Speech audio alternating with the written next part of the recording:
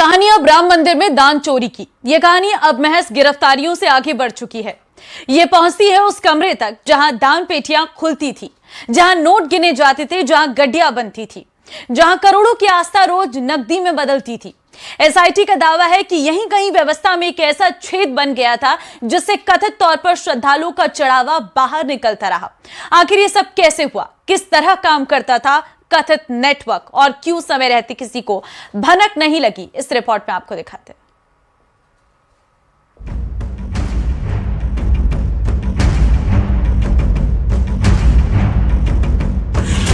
कैसे गायब होती रही नोटों की गड्डियां, किस मोर्चे पर हुई सबसे बड़ी चूक,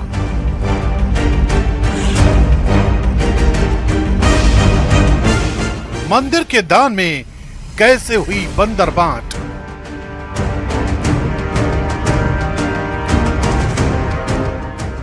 कल्पना कीजिए एक श्रद्धालु मंदिर आता है, वो दान पेटी में 100 रुपए डालता है, कोई 1000 रुपए डालता है, कोई अपनी मनोकामना पूरी होने पर लाखों का चढ़ावा चढ़ाता है। दिन भर में दान पेटियां भर जाती हैं। इसके बाद शुरू होती है गणना की प्रक्रिया। दान पेटियां तय जगह पर लाई जाती हैं, हुंडियां खोली जाती हैं, नोट बाहर निकाले जाते हैं, फिर उनकी छटाई होती है, गड्डियां तैयार होती हैं। इसके बाद बैंक में जमा करने की प्रक्रिया शुरू होती है। यही वो पड़ाव है जहां सबसे ज्यादा लोगों की आवाजाही रहती है। यही वो जगह है जहां नकदी सीधे हाथों में होती है। एसआईटी का मानना है कि कथित तौर पर इसी प्रक्रिया की कमजोरियों का फायदा उठाया गया।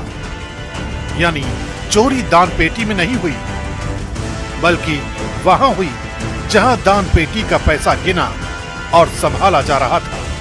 जो एसआईटी की रिपोर्ट है, 20 पन्नों की रिपोर्ट है, अगर उसको ठीक से अध्ययन किया जाए, जो सोर्सेस हमारे बता रहा है कि ये जो घपला चल रहा था, ये जो चोरी चल रही थी दान पेटी में, ये 2-3 साल पीछे से ये चल रही थी। और जो एसओपी तैयार किया गया था राम मंदिर ट्रस्ट और बैंक के बीच में, उसको कभी फॉलो नहीं किया गया। यानी जो नोट गिनने में जो बैंक कर्मचारी थे या फिर राम मंदिर ट्रस्ट से जुड़े लोग थे या फिर सेवादार थे, उनको कभी घर जाते वक्त चेक नहीं किया गया, ना ही जाते वक्त काउंटिंग करते वक्त, ना काउंटिंग से बाहर निकलते वक्त। तो इन सब के लिए जब चंपत राय इसके प्रमुख हैं, महासचिव हैं, तो जाहिर तौर पे ये उनकी जिम्मेदारी बनती थी कि जो गड़बड़ियां हो रही हैं उसे ठीक करे और जो गड़बड़ी कर रहा है उसके खिलाफ एफआईआर दर्ज कराए। जांच में सामने आया है कि गणना कक्ष में काम करने वाले कुछ लोगों के पास विशेष पहुंच थी। सूत्रों के मुताबिक चिन्नू यादव के पास हुंडियों की चाबियां थी। अब सवाल ये नहीं कि चाबी किसके पास थी, सवाल ये है कि उस चाबी पर निगरानी किसकी थी। एसआईटी रिपोर्ट के अनुसार कई बार नियम और प्रक्रियाएं कागजों तक सीमित रह गई। जहां हर गतिविधि पर दोहरी निगरानी होनी चाहिए, वहां कथित तौर पर कुछ लोगों को अतिरिक्त स्वतंत्रता मिल गई। टीम का मानना है कि जब कोई व्यवस्था रोज एक जैसे ढंग से चलती है, तो धीरे धीरे लोग उसकी कमजोरियां पहचान लेते हैं और फिर वही कमजोरियां किसी नेटवर्क के लिए अवसर बन जाती हैं। एसआईटी अब ये समझने की कोशिश कर रही है कि कथित तौर पर किस स्तर पर नियंत्रण कमजोर पड़ा और कैसे ये सिलसिला लंबे समय तक चलता रहा। जांच का विषय है और संघ विचार परिवार के शीर्ष अधिकारी हमारे मौजूद हैं। उनको लगेगा तो सबके ऊपर कार्रवाई होगा। कोई संघ विचार परिवार से ऊपर उठकर नहीं है। कोई पूज्य योगी आदित्यनाथ जी महाराज से हटके नहीं है। अगर जिस व्यक्तियों ने गड़बड़ किया होगा, चाहे राजू दास ही क्यों ना, बख्शे नहीं जाएंगे। ने माता जानकी जी की चोरी की थी, उसका परिणाम ये निकला कि सब परिवार सहित नाश हुआ। करोड़ों लोगों के दान राम मंदिर में राम को दिए हुए दान को जो चोरी करेगा पक्का है वो सरकारी दंड तो पाएगा, भगवान का महादंड पाएगा। एसआईटी रिपोर्ट का सबसे महत्वपूर्ण हिस्सा एसओपी यानी स्टैंडर्ड ऑपरेटिंग प्रोसीजर से जुड़ा है। रिपोर्ट के अनुसार सितंबर 2024 और फरवरी 2025 में ट्रस्ट और बैंक अधिकारियों के बीच बैठक हुई। बैठक में नकदी प्रबंधन को लेकर एसओपी तैयार की गई, यानी किसे क्या करना है, किसे कहां मौजूद रहना है, नोटों की निगरानी कैसे होगी, रिकॉर्ड कैसे रखा जाएगा, सब कुछ तय था। लेकिन जांच रिपोर्ट में दावा किया गया है कि बाद में इस एसओपी का पूरी तरह पालन नहीं किया गया। यहीं से कहानी दिलचस्प हो जाती है, क्योंकि कई बार अपराध किसी ताले को तोड़कर नहीं होता, कई बार अपराध केवल नियमों को नजरअंदाज करके भी हो जाता है।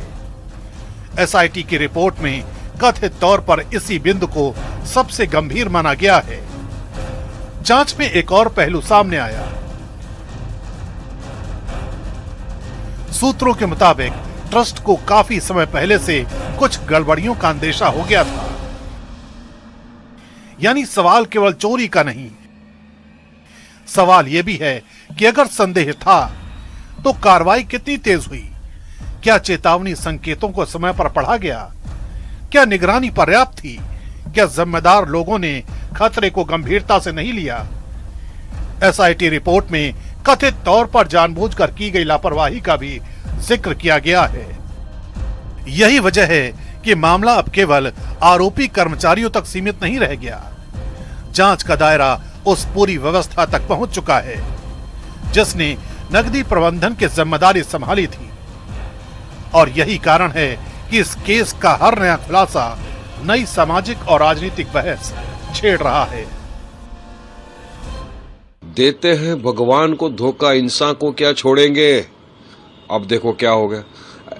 एसआईटी पहले फॉर्म किया आपने, बाद में एफआईआर आपने कर दिया, 8 लोगों का आपने नाम कर दिया एफआईआर के अंदर। उसमें वो एक तो रिजाइन कर दिया, रिजाइन करने से क्या होता है, वो 8 को अभी जुडिशियल कस्टडी हो गई है, तो ये इन्वेस्टिगेशन करना, इतना बड़ा गफला। अब देखना ये है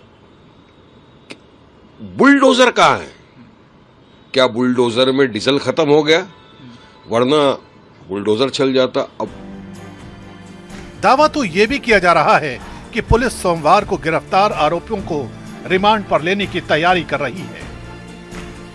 जांच एजेंसियों को उम्मीद है कि पूछताछ में कई नए नाम सामने आ सकते हैं। सूत्रों के मुताबिक शक की सुई अब बैंक कर्मचारियों की ओर भी घूम रही है। मार्च 2025 से यात्री सुविधा केंद्र के ऊपर दान पात्र की गिनती होती थी।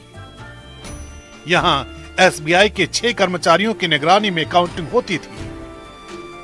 एक निजी संस्था के 24 कर्मचारी नोटों के बंडल तैयार करते थे, जबकि राम मंदिर ट्रस्ट के 12 कर्मचारी इन बंडलों को बैंक कर्मियों के बॉक्स में रखते थे। जांच में सामने आया है कि इसी प्रक्रिया के दौरान कथित तौर पर सीसीटीवी कैमरों की नजर से बचकर गड़बड़ी को अंजाम दिया जाता था। जानकारी के मुताबिक खेल केवल काउंटिंग रूम तक सीमित नहीं था।